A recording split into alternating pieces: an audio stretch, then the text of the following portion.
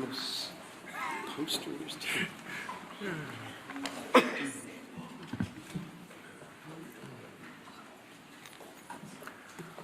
Well, good morning, everyone. Joining us this morning for the latest updates, we have some members of the Republican Governance Group, one of our most active caucuses on the Republican side. These are folks among our friends and colleagues, the most productive, most dedicated, most effective members because they are people who work every day on solutions for the greatest challenges facing our country. And Carlos Jimenez is with us, and Blake Moore, and Julie Fedorchik, and Gabe Evans. Beth Van Dyne may be joining us. I think she had a flight delay. But they've been out in their districts working very hard to help their constituents navigate through the chaos that's been created by the Democrat shutdown. And if you're keeping count, this is day 37. 37. It seems unbelievable to us that we've gone this long. It is officially and shamefully the longest shutdown in U.S. history. Republicans feel very helpless about the situation because, as we've noted, there is really nothing for us to negotiate. We sent them a clean CR, as you know, back in September 19th, we passed it out of the House. It feels like a lifetime ago. But that was a nonpartisan measure. It was 24 pages in length. It has no Republican priorities on it at all. It was merely the status quo to keep the lights on so that the members of Congress and the Republican and Democrat Party could work together to finish the government funding appropriations process. And the Democrats tried to turn that into a game. Now, we're going to give you the latest updates on that and where we think this is headed. But I just first want to address in a bit more detail the current state of our politics. It has been very interesting to us to see all the pundits trying to spin the results of the election on Tuesday.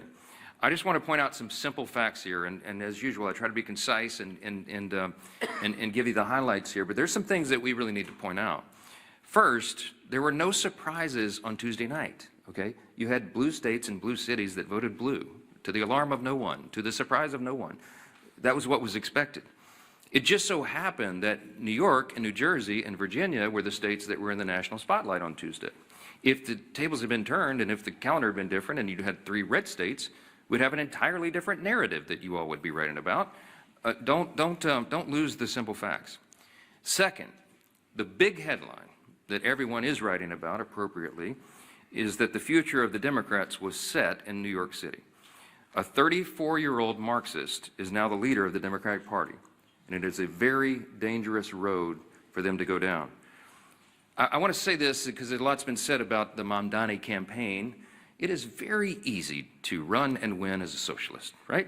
All you do is promise everything to everyone for free. What a great message that is. Boy, that really resonates for people who don't study history. And while you're making all those promises, you hope that they never realize the trap that you're actually setting, the impossibility of fulfilling your fantastical claims and dreams, and the extreme danger and chaos that would result if you ever could.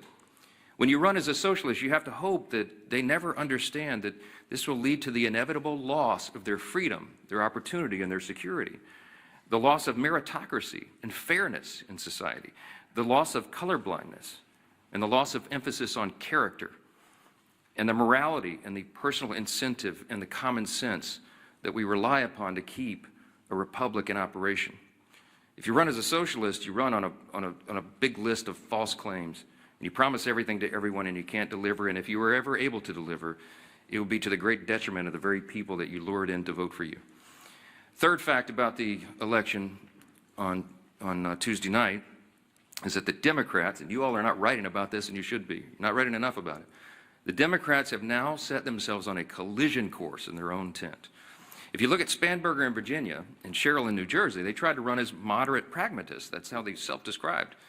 But they will be no match for the coming communist wave taking over their party right now. The energy is on the side of the Marxists. Look no further than the top 2 Democrats here in Congress. We've noted this here every day. They had to bend the knee to the socialists. Hakeem Jeffries and Chuck Schumer are both from New York. The top Democrat leader in the House and the top Democrat leader in the Senate, they couldn't get around that. And so Hakeem had to ultimately embrace it. He had to give the full blessing to Mamdani and his agenda. And he co-owns it. And Chuck Schumer flirted with it. He pandered all along. He flirted with that open endorsement till the better end, even though Mamdani is is an activist against Israel and an anti-Semite. Chuck Schumer is the highest-ranked Jewish official in America, and even he couldn't bring himself to disclaim that. And as we've noted here every day, the sole reason for the entire federal government being shut down now, the sole reason for all the American people suffering all this pain and hardship is because of the fear of political retribution from the far-left activists who run the Democrat Party. That is the motivation for the shutdown. It's never been about any policy issue at all. It was only so that they could show a fight and try to show that they're tough to this rising far-left activist base in the party. The old guard has been repudiated, and the radicals are taking over the Democratic Party. We have evidence now every day. Yesterday, Jared Golden announced he would not be running for re-election in the state of Maine. He's a moderate, and he has no place in his party anymore. And then this morning, you saw the headline. Former Speaker Nancy Pelosi has now announced her retirement this morning. That is a very important sign that I hope that you all will delve into. Even the famous San Francisco liberal is not far left enough for the neo-Marxists. We commend her for her services. We all do, everyone who serves in Congress, but there should be a lot written about that. Fourth point I just want to make in the aftermath of Tuesday is that off-year election results in isolated places are never indicative of the upcoming midterm election. Don't read too much into that. You shouldn't. If you do, you're going to miss it. The GOP is in excellent position to win big next year. And when I say I'm bullish about the midterms, we absolutely are, and there's a lot of reasons for that. This is not groundless optimism. It's based on facts. The reason we're in such a great position is because we are united. And while the Democrats engage in their emerging civil war, Republicans are going to continue to work and deliver for all the new voters that we brought into the party last fall in 2024. There was a true demographic shift in that election, as you know. Record number of Hispanic and Latino voters, Black and African American voters, Jewish voters, union workers, urban voters, young people. And while they say that there's this big swell of enthusiasm of young people based on what happened in New York City Tuesday night, I would give to you Exhibit A on our side. Maybe you're not noticing, but the Turning Point events at college campuses all around the country are setting records for attendance. You have hundreds of thousands of new young people weekly coming into the movement that are enthusiastic, young conservatives who are looking for truth, who believe in America's founding principles, and who want to be engaged. And they will be engaged in next year's midterms. The third reason is we got a very favorable map. You shouldn't miss this either. I was very bullish even before the current redistricting battles began. As we sit here today, there are 13 House Democrats sitting in districts that President Trump won. There's another 21 of them in districts he came within 5 points of winning. There's only 3, conversely, there's only 3 House Republicans sitting in districts that Kamala Harris won. That's a lopsided map. And after redistricting, we think we'll net a few more seats, handful, maybe 6 to 8. We're in very good position to make history and grow this majority. And finally, I'll just leave you with this. The reason we're so enthusiastic about running next year is we have a real record to run on. Mondami and Democrats want to talk about affordability. We love that subject. We love it. Look at the facts. I brought some this morning. It's the Republicans who are working every day to make life more affordable for working families. And it's not a talking point for us. We are delivering. After 4 long years of skyrocketing prices under the Biden administration, we had to take over. You don't flip a switch and reverse that overnight. It takes a while to work those policies out of the system and to get the new ones in. President Trump and Republicans are delivering results for the American people that they can see and feel. To date, we've seen core inflation is nearing its lowest level in 4 years. Gas prices have fallen to a 4-year low. Prices for everyday goods continue to decline, and blue-collar workers are seeing the largest increase in wage growth in nearly 6 decades. That's the result of our policies. And Congress, House Republicans are working hand in hand with President Trump to advance his affordability agenda. It is President Trump who ran on that. It's President Trump who's delivering on that. And we are all partners in that new effort to make America great again. It begins with the economy, and we know that. We're laser focused on making a difference in the lives of hardworking American families. Here's another demonstration, the Working Families Tax Cut. It is aptly named. It's the largest tax cut in U.S. history for working and middle-class Americans. You got Bernie Sanders running around, they're talking about the billionaires. It's not this. That's the opposite of the truth. Look at the facts. That bill was written for lower and middle class earners, and they are the ones that will feel the positive effects going into next year. We included in that, as you know, no tax on tips, no tax on overtime, real tax relief for seniors. These are the kinds of things that people feel, and they see that we're making good on our promises. We've made historic investments in American energy dominance to drive down the cost of gasoline and groceries. And we're grounding every decision we make in common sense. That's what we restored. That's what we ran on. That's what we're delivering. A return to common sense, not the woke progressive nonsense that they delivered for 4 years, not the spending like drunken sailors that drove cost up for everything with inflation. We're restoring common sense, fiscal responsibility. We're good stewards of taxpayer dollars, and we're refusing to cave right now, today, to the Democrats' wild demand to spend $1.5 trillion in new spending. That is taxpayer dollars, that's your money, that they want to spend to reopen the government. That's their counterproposal. That's why we're not having a negotiation with them. It's ridiculous. Included in the $1.5 trillion that they want to spend is $200 billion, almost $200 billion, to restore health care benefits to illegal aliens. That is taxpayer money that they want to spend for that. They want to send billions of dollars back overseas for social programs in foreign countries. We're not doing that. They want to give $500 million back to the Corporation for Public Broadcasting to prop up left-leaning news organizations. We're not doing that. And by the way, in the middle of all this, they want to cut $50 billion from the Rural Hospital Fund. They can't tell you they care about health care since they put that in their proposal. We're grounding every decision in common sense. And Democrats had their chance. When they controlled Washington, look at the history. Don't forget it. This was just a year ago. You know what we inherited? They left us with a 40-year high inflation, higher taxes and energy prices, and massive instability around the world. And what did they do in June of this year? This is the most recent history no one can forget. They voted against no tax on tips. They voted against no taxes on Social Security. They voted against a larger child tax credit.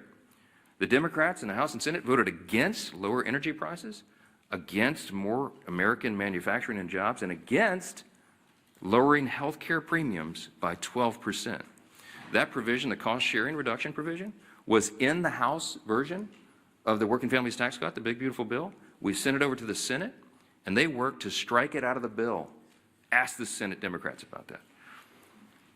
Right now, they've created another mess.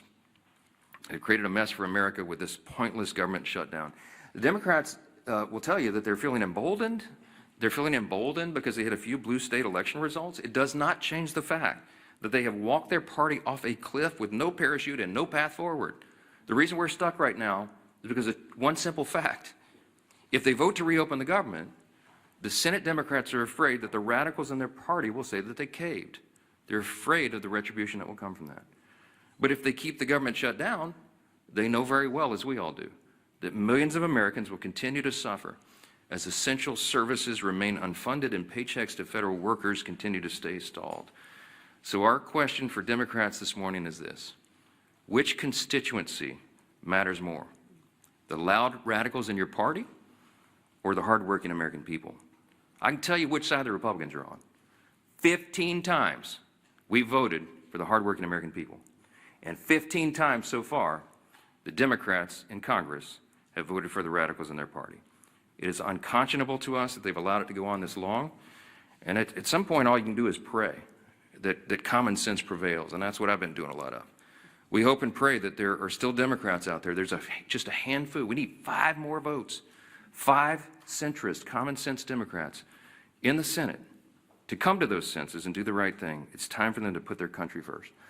I'm delighted to introduce the next speaker, and he's a congressman from Miami. He's a former mayor of the county down there, and he has been in charge. He served as a police officer, but he was the chief of the fire department down there. I mean, the guy's resume is longer than almost anybody in Congress, and as a son of a firefighter, I always take personal delight in reminding everybody he's the only career firefighter paramedic in Congress. He's doing a great job, and he serves as vice chairman of the Republican Governance Group, one of our largest and most active caucuses I mentioned, and we're truly grateful to have him here to discuss some of these consequences of the government shutdown. Glad to have you. Carlos, come on up. Thank you. Thank you, brother. Thank you, Mr. Speaker. And if you indulge me, I think you brought me up here to talk about the shutdown, but I will stray a little bit. I'm the only Cuban-born member of Congress. That means I was born in Cuba. I was not born here in the United States. I didn't speak a word of English until I got here. I was 7 years old. And the reason I'm here is that my parents brought me here seeking freedom. Freedom from communism, freedom from a Marxist regime. And so I can tell you that I know a communist and a Marxist when I see one. They may call themselves socialists, they may call themselves a democratic socialist, but make no mistake, Mondami in New York, he's a Marxist. And the thing that bothers me is he's very proud to say, well, I'm young, I'm this, I'm that, I'm Muslim. Hey, I understand you can be proud of that. But then, if you're so proud, don't call yourself a democratic socialist. You are a Marxist. Go ahead. Tell people exactly who you are. He couldn't, and he can't because he knew he wouldn't get elected. But I hope that the people of New York do not suffer the same consequences that my homeland of Cuba has suffered. Castro and the Castro regime destroyed my homeland.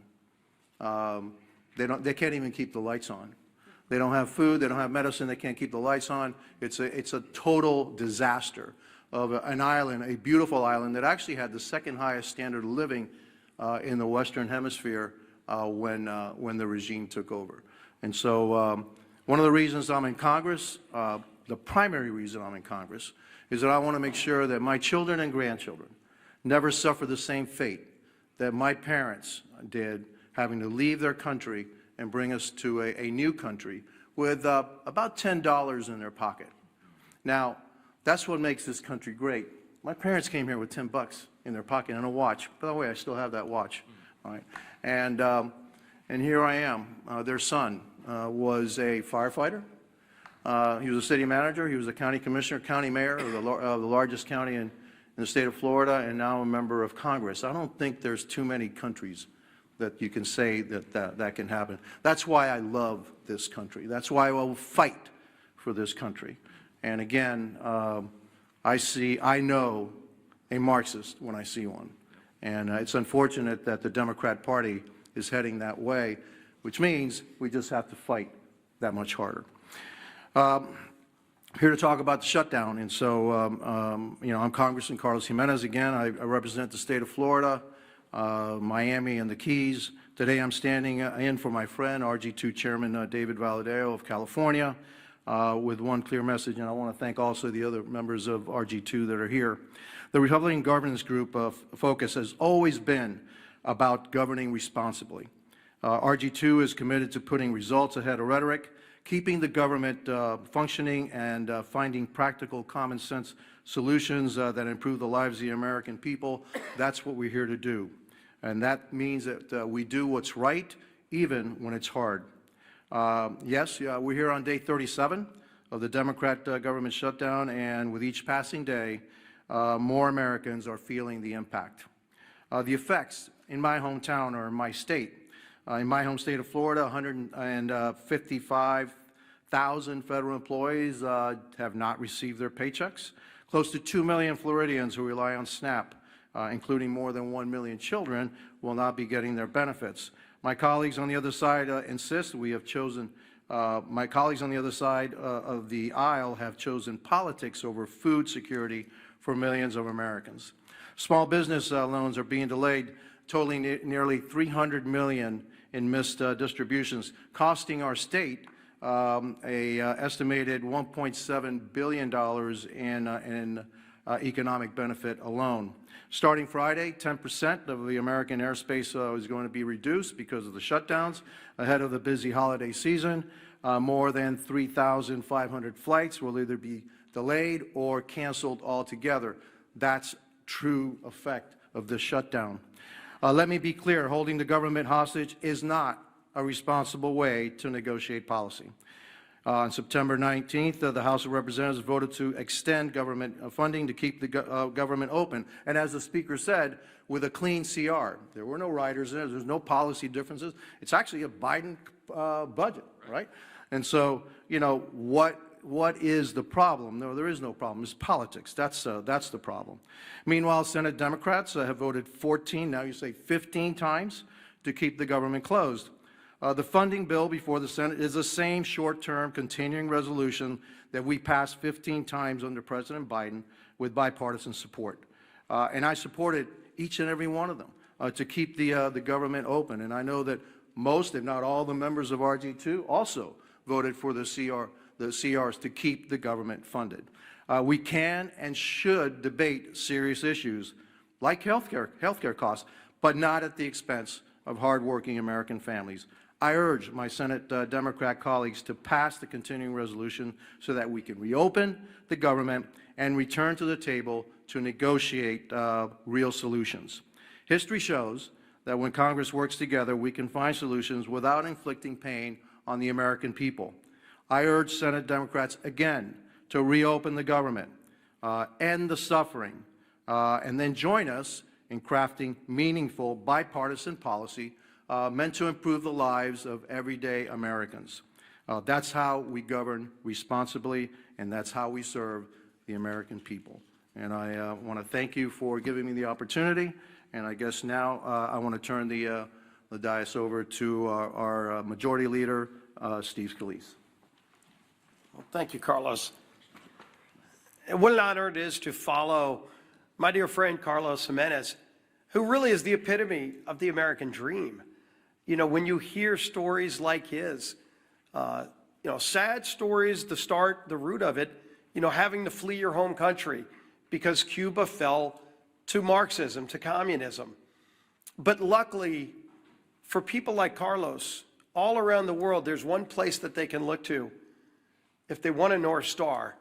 If they still believe in freedom, they yearn for that desire, and then it fails in their home country, they can look to the United States, because the United States represents freedom all around the world.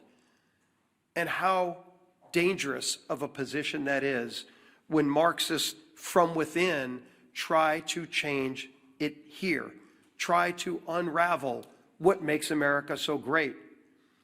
And as Carlos came to seek that freedom that millions others have as well, like my great-grandparents who came from Italy to seek that same freedom. Ronald Reagan said it best: freedom is only one generation away from extinction if we don't fight to defend it. Those words of Reagan still ring true today because, Carlos, we will continue to fight for freedom. But it's not an empty fight. There are people on the other side here in America that are pushing back, that want to destroy that capitalist free market system. And so when you look at the results of the election, anybody that wants to go celebrate a blue state voting blue, what they're not acknowledging is what happened in a city like New York. It reverberates. When New York elects a Marxist as their mayor, there are other Democrats that are now looking and saying, does the Democrat Party represent me anymore? And today you heard it again. Democrats are the ones who are looking and saying that they're done with the Democrat Party. Jared Golden yesterday announced he's not going to run again. And he didn't just say he wasn't going to run again because he got tired of serving in Congress. I think it's really important to pay attention to what Jared Golden said. And he is in a swing district. Jared Golden is one of those moderate Democrats who represents maybe the old Democrat Party now, what was discarded by the voters on Democrat cities and states. But it's not where America is.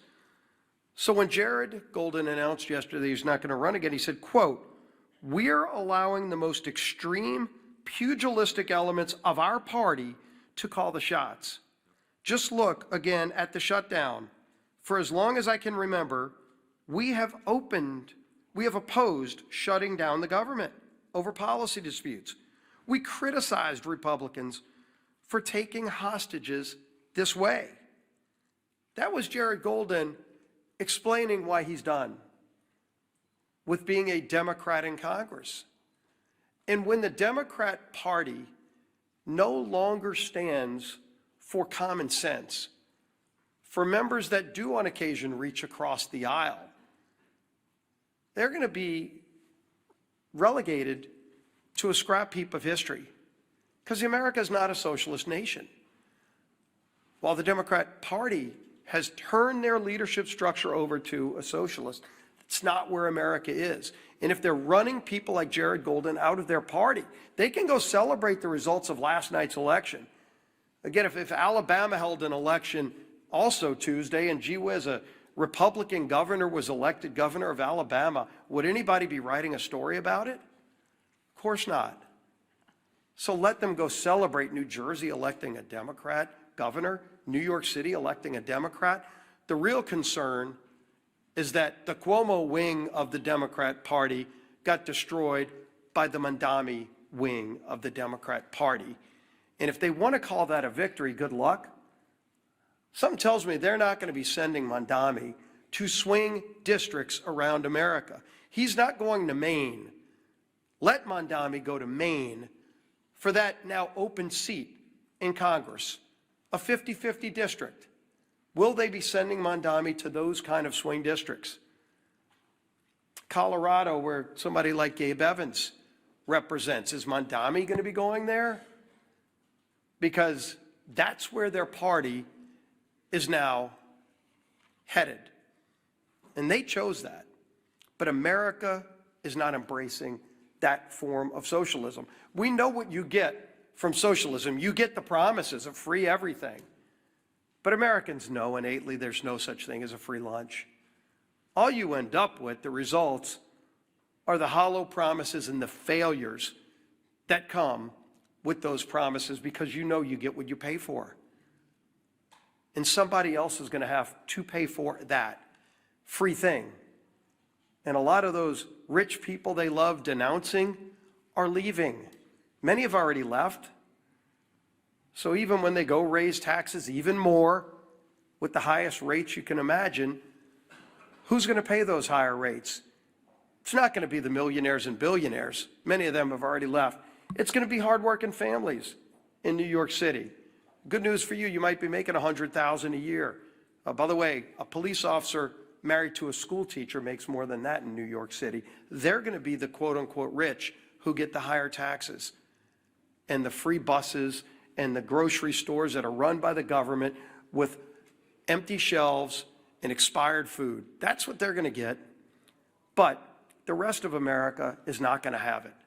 So while Democrats keep the government shut down, and they brag about it, I mean, you heard Senator Murphy yesterday, quote, "I think we're in an enormously strong position right now." Strong position? What's so strong about taking food out of the mouths of 42 American families? What is strong about that, Senator? Sure, you can vote again today to keep the government shut down, but there's nothing strong about denying food to people who are low income and who can't afford it. That's a weak place to be. But that's what they're bragging about. When, as we saw, the Transportation Secretary yesterday said 10% of flights are going to have to be cut back because we don't have enough air traffic controllers because Democrats chose not to pay them.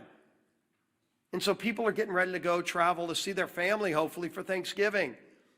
But they're not going to be able to get that flight. They're going to have to leave a day or two earlier to drive. Maybe they won't be able to fly. But don't worry. Some Democrat senator thinks he's in a stronger position because he's now leveraged Americans as pawns in some game. That's what they think this is. It's disgusting. And the American people are catching on.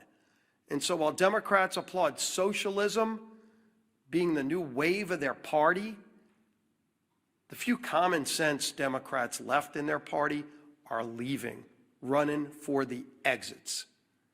Well, you might be able to leave New York City and go to Florida or Texas or somewhere else, but if they destroy America, there's nowhere else to go. That's why we're going to fight for freedom every single day, and their approach to Marxism, socialism, whatever you want to call it, will not prevail in America. Our whip, Tom Emmer.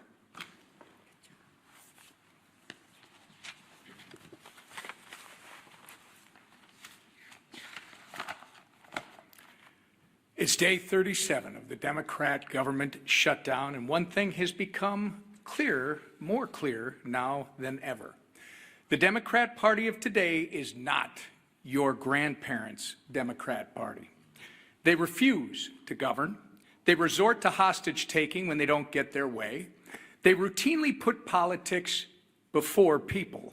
And now they have made communists and assassination fantasizers the pillars of their party. Democrats claim they want to make life more affordable for hardworking Americans, but every time that they've had the majorities in Congress and a Democrat president in the White House, they've done the exact opposite. Take the American Rescue Plan under Joe Biden, for example, which was later deemed by economic experts as the, quote, original sin that led to double-digit inflation. Or look at the Affordable Care Act, which is so unaffordable, they have to pay people to use it. The Democrats have no moral high ground to stand on when it comes to good governance. They don't know what it is.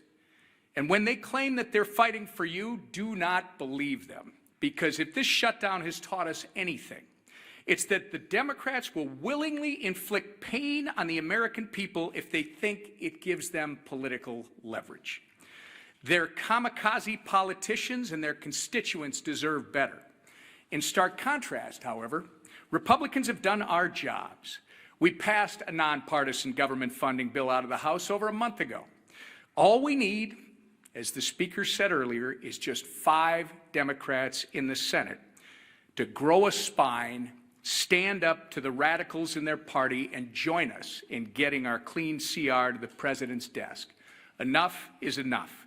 It's past time for Democrats to end the political games and reopen the government for the people they were elected to serve. Our conference chair, Lisa McClain. Thank you. Well, good morning, everybody. Again, here we are. Yesterday, Americans woke up to an unthinkable reality. And Carlos touched on it earlier. A communist was elected mayor in America's largest city. How did this happen? Ask yourself, how did this happen? It happened because a small socialist portion of this country took control of the Democrat Party. A party that is now apparently united behind a socialist agenda. And slogans always seem to start with the same word: free. Free food, free rent, free buses, right? I feel like I'm at an Oprah Winfrey show. You get a car and you get a car. Well, this isn't the Oprah Winfrey show. And like many of you, my parents taught me a really good lesson when I was young. Nothing is free. Everything comes with a cost. Absolutely nothing is free. We all learned that. Look no further than the Democrats' disastrous shutdown plan. They want to give free health care to illegals. Come to our country. We'll give you, illegally, mind you, we'll give you free health care on the backs of hard-working Americans. And in demanding that, they're asking for $1.5 trillion in wasteful spending and a painful shutdown. A shutdown that has denied food assistance to 42 million American families. 42 million American families. A shutdown that has forced law enforcement to work without pay. But don't worry, I'm sure those law enforcement agents can go and get free food from their local grocery store, and somebody will pay their free rent, right? Yeah, I live in reality, not fantasy. The Democrats want to jeopardize our national security. And now, flights have been reduced by 10% at 40 of our major airports. I think air traffic, like when you get on a plane, what's next? Like your plane rides are going to be free too? I mean, why stop at food and buses? Let's just give everything free. It doesn't work like that, people. Nothing's free. Somebody is paying. And who pays? Anybody want to guess who pays? Hardworking taxpayers. American taxpayers. That's who pay. Nothing's free, right? Nothing is free. Look at your Republican leaders. Just compare and contrast. That's why we voted more than a month ago to actually fund the government. That's why we've been working in our districts to help those that are suffering. And that's why we are delivering real results that drive down gas prices and drive down mortgage rates and drive down the price of eggs. No one's reporting on the price of eggs anymore, right? Now, not for illegals, not for radicals, and not for communists who despise this country, but for the men and women who love America, like Carlos and his family who came over. And let's keep it that way, and let's make sure that we keep America strong every day. So to the Democrats, let me be clear. Republicans will still be there when your communist lawmakers aren't. And when your communist kingmakers finally give you permission to put Americans first again, Republicans will still be here. We'll still be here when your socialist experiment collapses, because it always does. And we'll still be standing shoulder to shoulder with the hardworking Americans who aren't demanding free groceries, free buses, free rent. No, we will be standing shoulder to shoulder demanding nothing less than freedom. That is what Republicans demand, freedom. Because that's what makes this country great. Not socialism, not government control, but freedom. Thank you. All right, questions? Yeah, go ahead. Go ahead. The Supreme Court, and specifically Justice Gorsuch yesterday, seemed concerned about the Trump administration's usurping congressional authority, calling it a, quote, one-way ratchet that can't be turned back. What's your response to that? Are the justices right to be concerned that Congress isn't fulfilling its constitutional obligations? I don't find myself in disagreement with Justice Gorsuch too often, but I think he's missed the mark on this one. First of all, I don't think you should read too much into the questioning that you heard at the Supreme Court. I mean, this is part of judicial review. It's a cherished part of that tradition. I used to be one of those litigators. I did constitutional law, oral argument, and I would have liked to have argued that case yesterday, because I think the law is clearly on the side of what the administration has done. I'll remind you that I'm a jealous guardian of Article 1. You know, the legislative branch of government in our constitutional system is the most important. It was placed first in prominence. And that's true. And while Congress has a role to play in tariffs and related trade and economic policy, the executive branch does as well. And I think the president has used that well within the bounds of what he's allowed to do, because he's addressing what was truly a crisis for the country. The trade disparity had gone on for decades. It was creating a real imbalance, and it was adversely affecting American people and consumers. Remember that he ran on this idea. He talked about tariffs on the campaign trail, and he got a popular and electoral college mandate in the election. So this is not some surprise. He's fulfilling the promise that he was elected to fulfill, in a literal sense. So I think the court has to give deference to that. I think the court has to recognize the executive is doing what they're doing. He's using tariffs to create leverage in our trade strategy, and it is yielding great results for the American people. And heaven forbid if it were reversed, because it would create chaos, which is one of the questions I think Justice Barrett asked, my old friend from Louisiana. I mean, that was an important question, because it would set back all of the strategy and the trade agreements and a lot of the things that have been accomplished for the people. So in summary, I would say, don't read too much into the questions. This is how the process works. I'm sure the court will look at this very carefully and deliberately, as they do, and I expect that we'll have a majority of the court that says that this administration is doing what they have the legal authority to do. If I felt like the executive branch had overstepped its bounds on trade or on the tariffs or something, I would have stepped in. I mean, that's my job as the Speaker of the House over the legislative branch. I would have done it in my own way, to be candid. I would have gone to the president privately and said, hey, sir, enough. I think you're overstepped the bounds. Let's try to figure that out. I wouldn't have publicly had a big spat with him, because it wouldn't have been necessary. But that conversation didn't happen, because I believe that what he's done is well within the bounds. And so we'll see what the court does. Yes? Thanks, Mr. Speaker. Leader Thune has said on a number of occasions that in exchange for reopening the government, he will promise Democrats a vote on ACA subsidies by a date certain. Will you do the same now? He promised it a long time ago, and he was rebuffed. I mean, that's not what this is about. I mean, they've demonstrated over and over and over. Somebody said this is the Seinfeld shutdown. It's about nothing.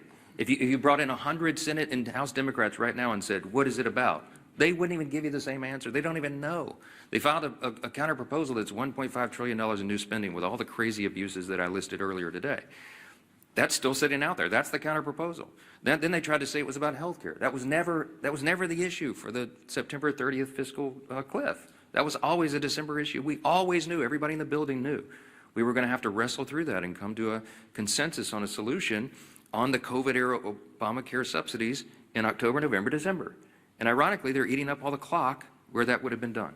It's not about any of this. It's about politics, as we explained earlier. They are more afraid of the radical activists who are running the Democratic Party right now than they are of starving families, having families go hungry and having federal workers go without paychecks. That's just a simple fact. So yes, Leader Thune has been over backwards. He's offered them a vote. You know what they told him in response? No, we need you to guarantee the outcome of that vote. Well, that's ridiculous. That can't be done.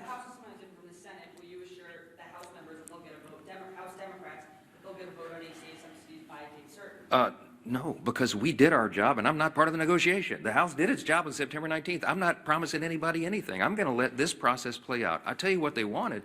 I'll tell you what Schumer and Jeffries wanted. In fact, Chuck Schumer said it publicly and decried that Thune and I would not go in a back room with them and make a four corners agreement on Obamacare subsidies. And I said, there's no way. That it was never possible or appropriate for that to be handled on a CR, on a short-term stopgap funding measure. And he knows that. And we're not doing that anymore. We're not taking four corners, four leaders in a back room and making a deal and hoisting it upon the people. I'm not going to be a part of that. Chuck Schumer is part of the old way this was done, and that's part of the reason why people have such a lack of trust in Congress. We need to be transparent, open. We need to do it through the process. We need to involve and engage all of our caucuses and all of our members in this discussion. Healthcare is very complicated. It is very complex, and it is not something four people can go in a smoke-filled room in the back and make a deal on. I reject it. Yes.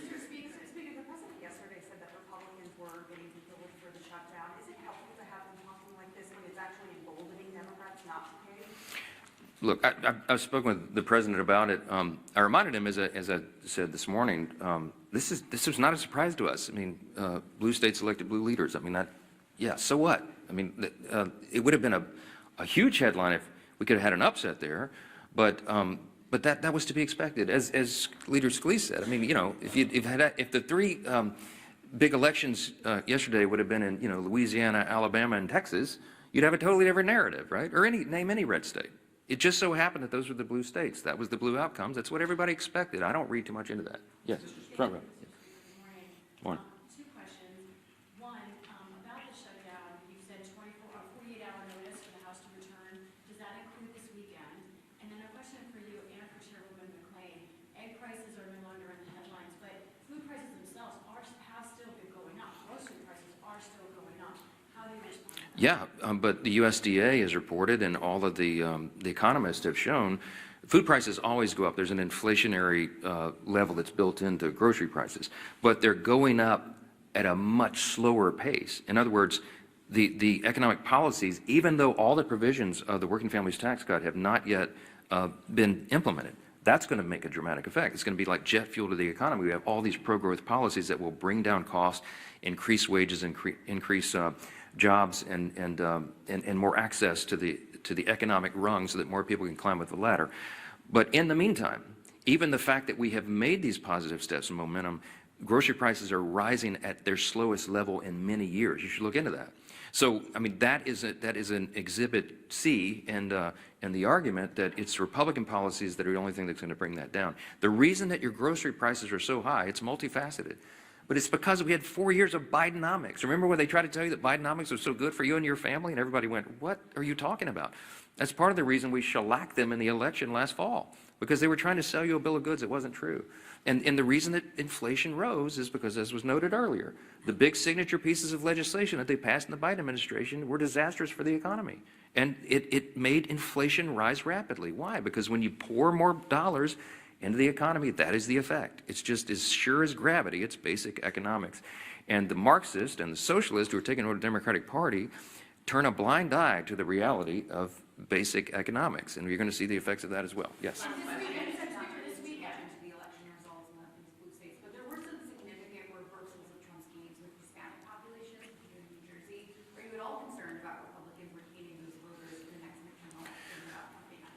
No, I do believe that the demographic shift that we were able to see and experience in the 2024 election will hold. I believe that large numbers of those new voters and these demographics that have not traditionally been with the Republican Party are with us. I will point you to the study that the Democrats themselves paid for that came out, a week or so ago, and they had, I think, hundreds of thousands of respondents to these polls.